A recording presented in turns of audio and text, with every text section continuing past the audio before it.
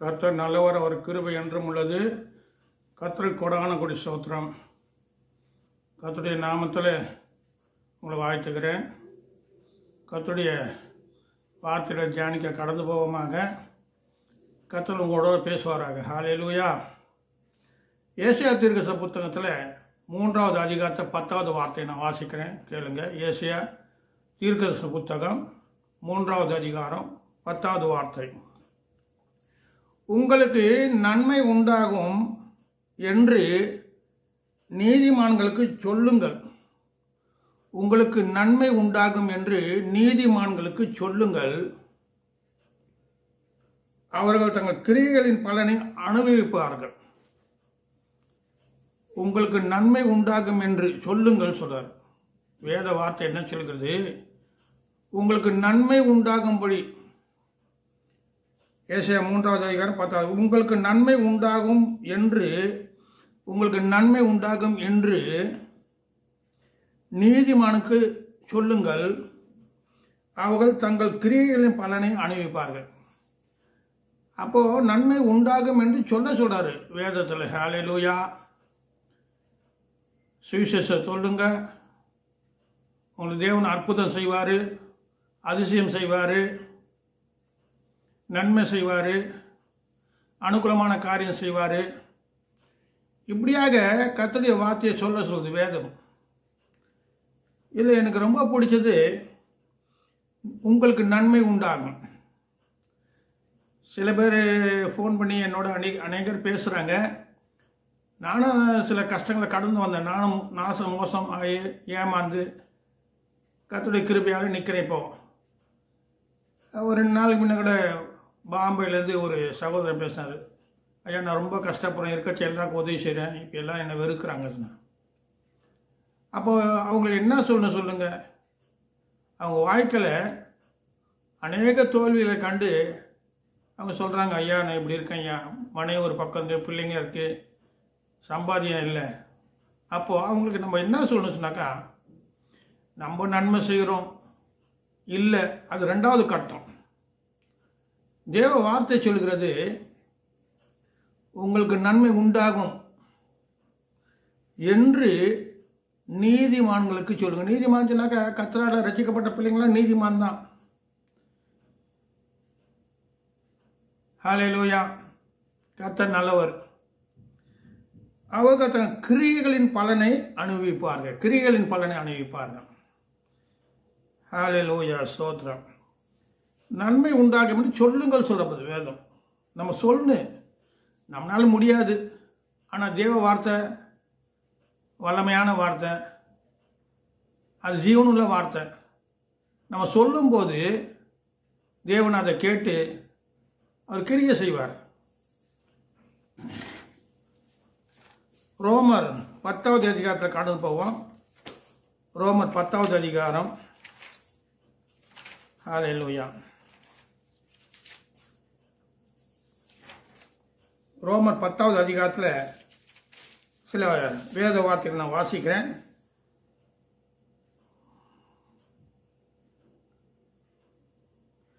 பத்தாவது 1வது வார்த்தை. சகோதரர், இஸ்ரவேலர் ரட்சிக்கப்பட வேண்டும் என்பது என் இருதயத்தின் விருப்பமும் நான் தேவனை நோக்கி செய்யும் விண்ணப்பமாக இருக்கிறது என்று பவுல் சொல்றாரு. பவுலுடைய விருப்பம் என்ன சொல்றாரு? சகோதரர், இஸ்ரவேலர் ரட்சிக்கப்பட வேண்டும் என்பதே. ஹல்லேலூயா. ஜீசஸ். என்பதை இருதயத்தின் விருப்பமும் நான் தேவனை நோக்கி செய்யும் விண்ணப்பமாக இருக்கிறது என்று சொல்லி அடுத்த 8வது வார்த்தை. இந்த வார்த்தை உங்களுக்கு சமீபமாயும் உன் வாயிலும் உன் இருதயத்திலும் இருக்கிறது என்றும் சொல்கிறது. இந்த வார்த்தை நாங்கள் பிரசங்கிக்கிற விசுவாசின் வார்த்தையை. ஏனென்றால் கர்த்தராக இயேசுவை நீ உன் வாயினால் அறிக்கையிட்டு தேவன் அவரை மருத்துவோடு இருந்து எழுப்பினார் என்று உன் இருதயத்தை விசுவாசத்தால் ரட்சிக்கப்படுவாய். நீதி உண்டாக இருதயத்திலே விசுவாசிக்கப்படும், ரட்சிப்பு உண்டாக வாயினாலே அறிக்கப்படும். இங்கே இருதயம் வாயும் 3 அதிகாரத்தில் 3 வசனத்திலும் சொல்லப்பட்டிருக்கு. 3 இடத்துலையும் சொல்லப்பட்டிருப்பார். முதலாவது 8வது வார்த்தையில் இந்த வார்த்தை உனக்கு சமீபமாயும் உன் ஆயிலும் உன் இருதயிலும் இருக்கிறது சொல்லப்பட்டிருக்கு. அது நாங்கள் பிரசங்க விசுவாசன் வார்த்தையை 9வது வார்த்தையில் சொல்றது என்னவென்றால், கர்த்தராகிய இயேசுவை நீ உன் வாயினாலே அறிக்கையிட்டு தேவனர் மருத்துவரிலிருந்து எழுப்பினார் என்று உன் இருதயத்தை விசுவாசம் ரட்சிக்கப்படுவார். 5 வாயும் இருதயத்தை பற்றி சொல்லப்பட்டிருக்கு. 3வது காரம், நீதி உண்டாக இருதயத்திலே விசுவாசிக்கப்படும், ரட்சிப்பு உண்டாக வாயினால் அறிக்கையிடப்படும். சில விஷயம் நம்ம தேவனை ஸ்தோத்திரிக்கும் போது வசனம் சொல்லுது, சங்கீதம் 50:23, நம்ம ஸ்தோத்திரிக்கும் போது தேவனுடைய கிருபை பெருகுது சொல்லப்பட்டிருக்கு. ஹல்லேலூயா. நம்ம ஸ்தோத்திரம் பண்ணும்போது கிருபை பெருகுது சொல்லப்பட்டிருக்கு. அதனால் நம்ம ஸ்தோத்திரம் அதிகமாக பண்ணோம், தேவனுடைய கிருபை பெற்றுக்கொள்வோம். அடுத்து அதே 10வது அதிகாரத்தில் அநேக வார்த்தை நான் சுருக்கி பேசுகிறேன். 17 சொல்கிறேன், அதனால் விசுவாசம் கேள்வினால வரும், கேள்வி தேவனுடைய வசனத்தால் வரும். அப்போது விசுவாசம் நம்ம கேட்குறோம், கேள்வினால் கேட்குறோம், கேள்வி கேட்டு கேட்டு தெரிஞ்சுக்கிறோம். அடுத்தது தேவனுடைய வசனத்தினால, அதனால் விசுவாசம் கேள்வினாலே வரும், கேள்வி தேவனுடைய வசனத்தினால் வரும். அப்போ வசனம் தெரிஞ்சால் தான் நமக்கு அந்த கேள்விங்க தெரியும்.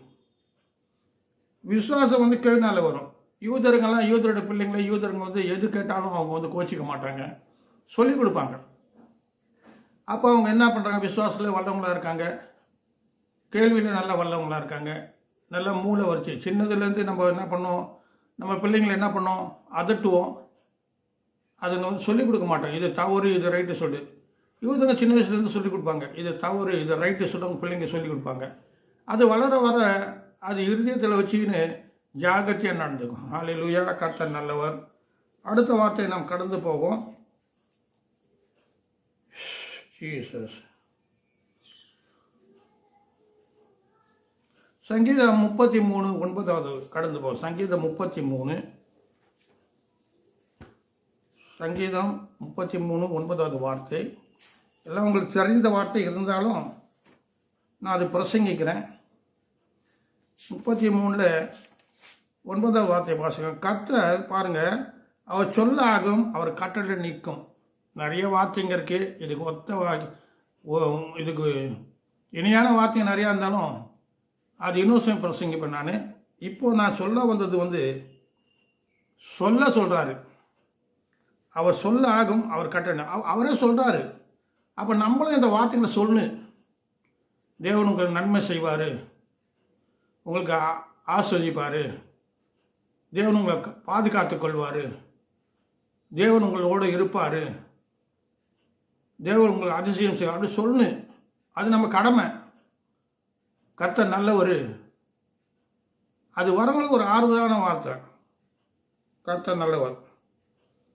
சங்கீதம் 35:27 வாசிக்கிறேன். 35:27 வாசிக்கிறேன். என் நீதி விளங்க விரும்புவர்கள் கம்பீரித்து மகிழ்ந்து தமது ஊழியக்காரருடைய சுகத்தை விரும்புகிற கர்த்தருக்கு மகிமை உண்டாவதாக என்று எப்போதும் சொல்ல கடவார்கள். எப்போதும் சொல்லுங்க சொல்றாரு. மகிமை உண்டாவதாக, கர்த்தருக்கு மகிமை உண்டாவதாக, கர்த்தருக்கு ஸ்தோத்திரம். இடைவிடாமல் சொல்லணும், தேவனுக்கு மகிமை செலுத்திக்கினே இருக்கணும். இப்போ வேதம் சொல்கிறது, என் நீதி விளங்க விரும்புவர்கள், கர்த்தருடைய நீதி விளங்கத்தை விரும்புவர்கள் கம்பீரித்து மகிழ்ந்து தமது ஊழியக்காரருடைய சுகத்தை விரும்புகிற கர்த்தருக்கு மகிமை உண்டாகுது என்று எப்போதும் சொல்ல கடவார்கள். அப்போ 25, என் நாவு உமது நீதியும் நாள்தோறும் துதியும் சொல்லிக் கொண்டு இருக்கும். கர்த்தர் நல்லவர். அடுத்த வார்த்தை கடந்து போகும். சங்கீதம் 40:16 எடுத்து நான் வாசிக்கிறேன். 40:16 நான் வாசிக்கிறேன். அதுல இதுக்கு இணையாக ஒத்த வார்த்தை இருக்கிறது. உம்மை தேடுகிற அனைவரும் உமக்குள் மகிழ்ந்து. இங்க இருக்கு, உம்மை தேடுகிற அநேகரும் உமக்குள் மகிழ்ந்து சந்தோஷப்படுவாராக. உம்முடைய ரட்சிப்பை விரும்புவவர்கள் கர்த்தருக்கு மகிமை உண்டாவதாக சொல்வார்கள். எப்போதும் சொல்வார்கள், மகிமை உண்டாவதாக, கர்த்தருக்கு மகிமை உண்டாவதாக எப்போதும் சொல்வார்கள். அதனால் நீங்கள் சொல்லுங்க, தேவனத்திலிருந்து கிருபை பெற்றுக்கொள்ளுங்க.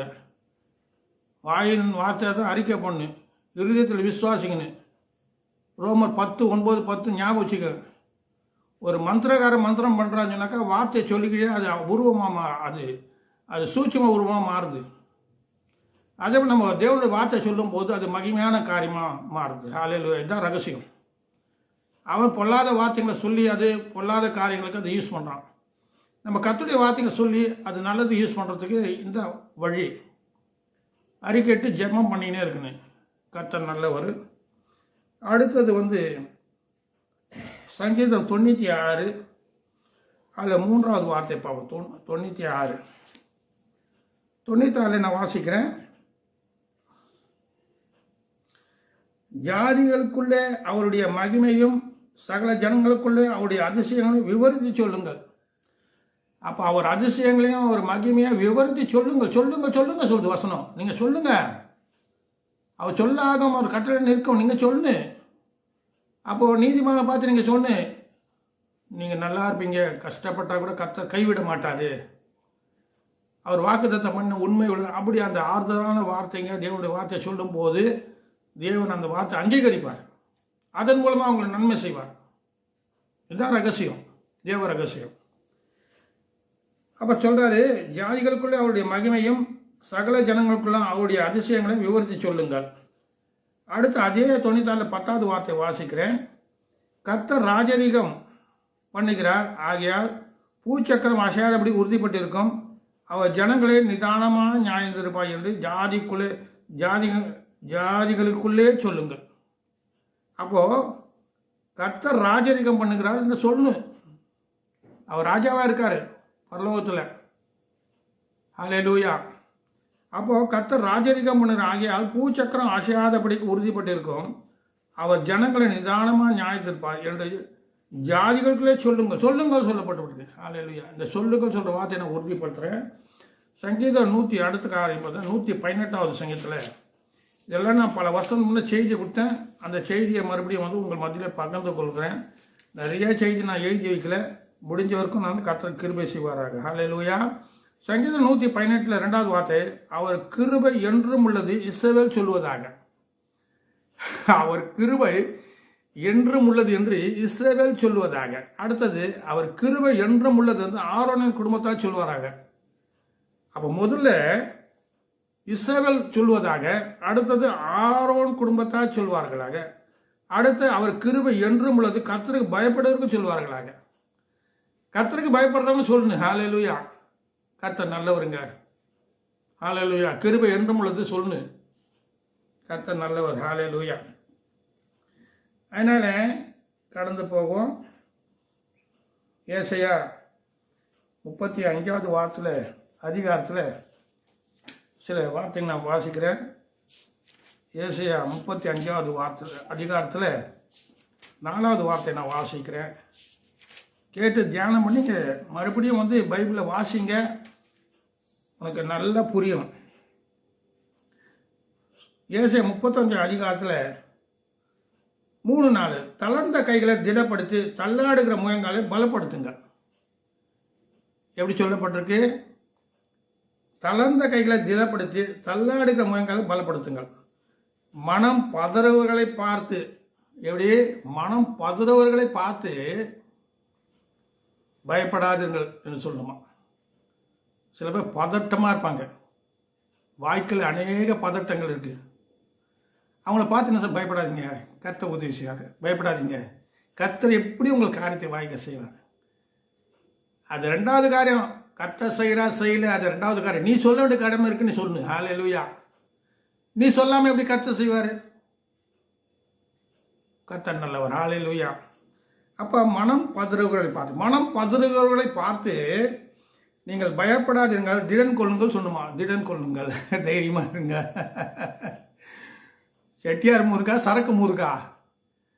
செட்டியார் கடை சரக்கு இல்லைன்னா, ஆனால் செட்டியார் முறுக்கா பட்டு வேஷ்டி கட்டின்னு இருப்பார், சரக்கு இருக்காது. அதுக்கு தான் அந்த பழைய செட்டியார் முறுக்கா சரக்கு முறுக்கா சொன்னாக்கா, சரக்கு இல்லை சொன்னால் கூட செட்டியார் முறுக்கா இருப்போம். அதுபோல் நம்மக்கிட்ட ஒன்றும் இல்லை சொன்னால் கூட கர்த்தருடைய வார்த்தையை வச்சு பேசுங்க. ஹல்லேலூயா. கர்த்தருடைய வார்த்தை பேசும்போது கர்த்தர் அதை உருவாக்குறார். ஹல்லேலூயா. அது வார்த்தையால் தானே எல்லாத்தையும் உண்டாக்குனார், வானத்தையும் பூமியும். கர்த்தர் நல்லவர்.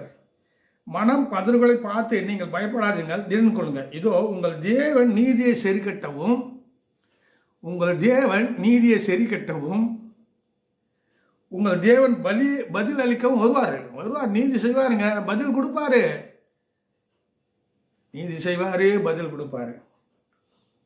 அவர் வந்து உங்களை ரட்சிப்பார். ரட்சிப்பார்னா காப்பாற்றுவார், உங்களை ரட்சிப்பார் என்று சொல்லுங்கள். எப்படி சொல்லு?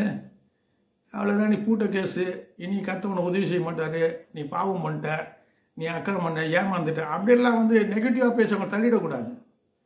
அவங்க விசுவாச தைரியத்தில் கொண்டு வரணும். பின்மாற்றம் போனவங்களும் விசுவாச தைரியத்தை சொல்லி கொண்டு வரணும். மறுபடியும் கர்த்தவனை நேசிக்கிறாரு. ஏன் நேசிக்க மாட்டாரா? கொலைகாரன் தாவீது பொண்டாட்டியே கெடுத்துட்டான், புருஷனை கொலை பண்ணிட்டான். ஆனால் தாவீது கிருபியா இறங்கலையா? நான் உனக்கு இறங்க மாட்டாரா கிருபியா? அவன் தாவீது செய்தது கர்த்தர்கிட்ட அவன் விழுந்துட்டான். கர்த்தருடைய கருத்தில் மன்னிப்பு பெற்றுக்கொண்டான், ஆனால் தண்டனையை பெற்றுக்கொண்டான். ஹல்லேலூயா. ஆனால் கர்த்தர்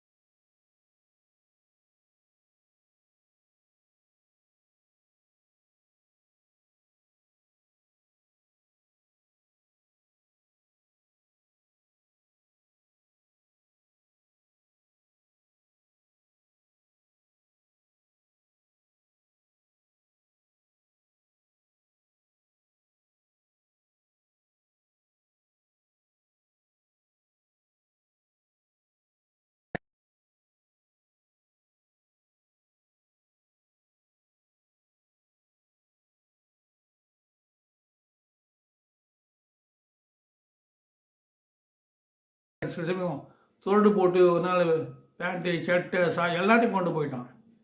காதில் பஞ்சு வச்சேன், கத்தச்சின பஞ்சு எடு சொன்னார். நான் கீழ்பட்டு பஞ்சு வச்சேன், அவன் துரடு போட்டு எல்லாத்தையும் தூக்கின்னு போயிட்டான். அதனால் சின்ன விஷயமா தான் கத்த சொல்கிறது கீழ்படிங்க. எத்தனையோ காரியம் நான் கீழ்படியில்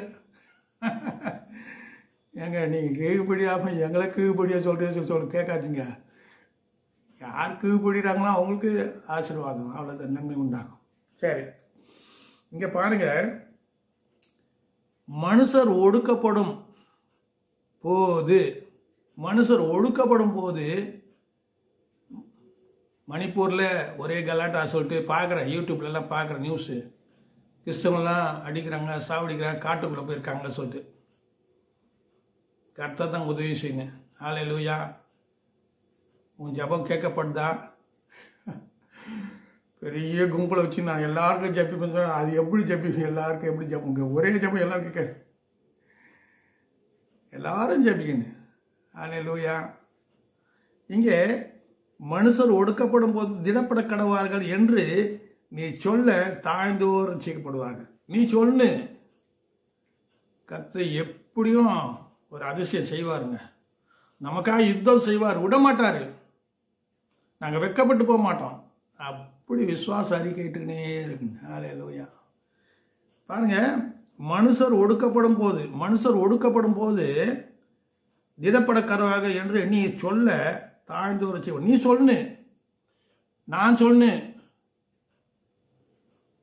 ஒடுக்கப்படும் போது திடப்படக்கிற தைரியமா இருங்க, கர்த்தர் செய்வார். என்னடா இவன் வாயாலே சொல்றான், அப்படி இல்லை. நம்ம சொல்லணும்னு சொன்னா அதுக்கப்புறம் கர்த்தர் செய்யாத போது ரெண்டாவது காரியம். நீ சொன்னாதானே கர்த்தர் செய்வார் வார்த்தை கேட்டு. அப்போ மனுஷர் ஒடுக்கப்படும் போது திடப்பட கடவார்கள் என்று நீ சொல்ல தாழ்ந்தோர் ரசிக்கப்படுவார். தாழ்ந்தோர். ஹல்லேலூயா. கர்த்தர் நல்லவருங்க. அடுத்த காரியம் கடந்து போவோம்.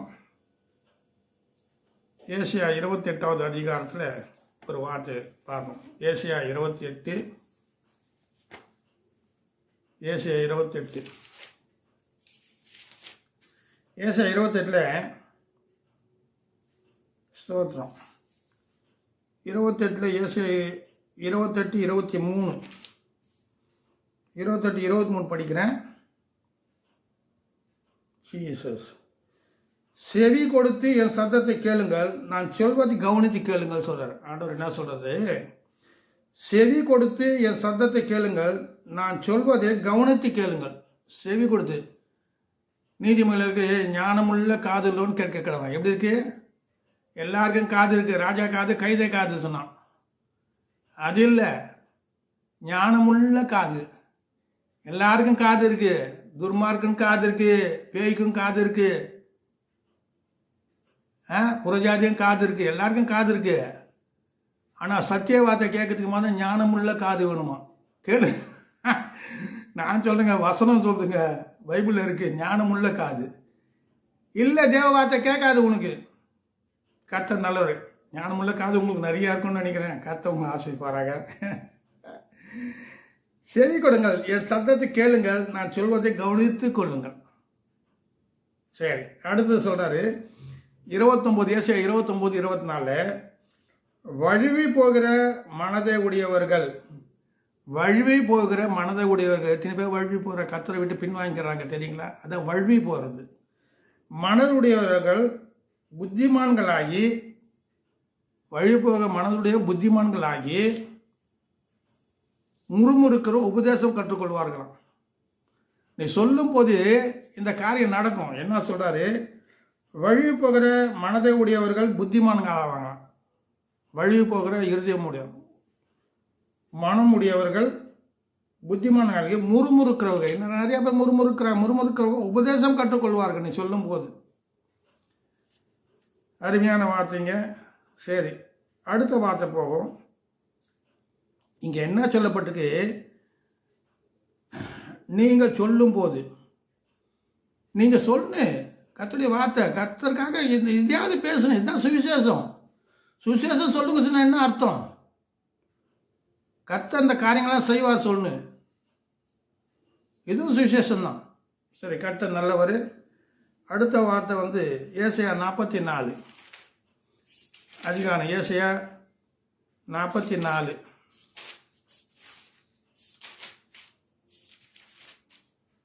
ஏசியா 44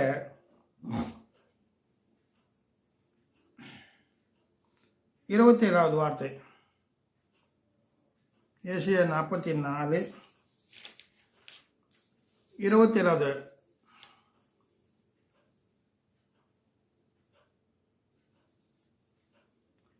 பாருங்க, கோரேசை குறித்து அவன் என் மெய்ப்பன், அவன் எருசலேமை நோக்கி நீ கட்டப்படு என்றும் தேவாலயத்தை நோக்கி நீ அஸ்திபாரப்படு என்றும் சொல்லி எனக்கு பிரியமானவர்களாக நிறைவேற்றுவான் என்று சொல்கிறவர் நான் சொல்றாரு. ஹல்லேலூயா. கர்த்தர் நல்லவர். இந்த வார்த்தைகளை நீங்கள் தியானம் பண்ணி படிங்க. ஓசியா புத்தகத்தில் 14:3 வாசம். ஓசியா புத்தகம். ஹல்லேலூயா.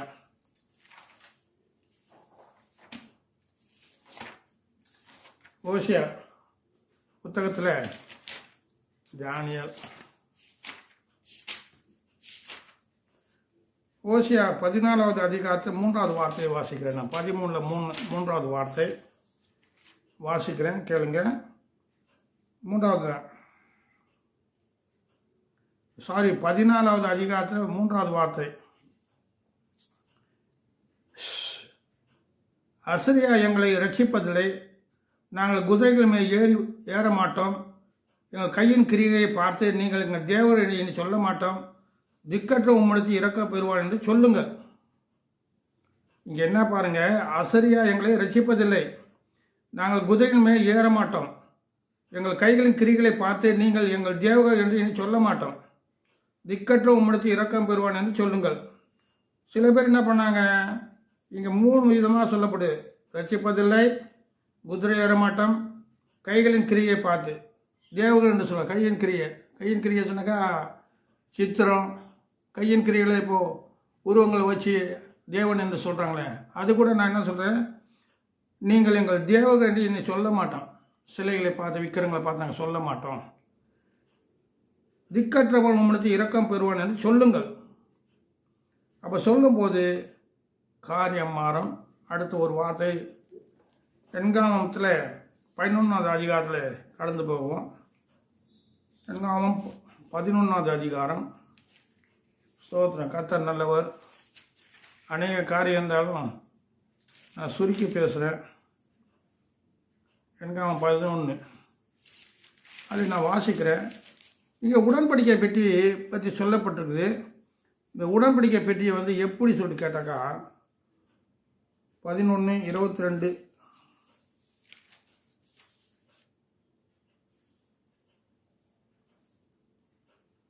இயேசுவின் ரத்தம்.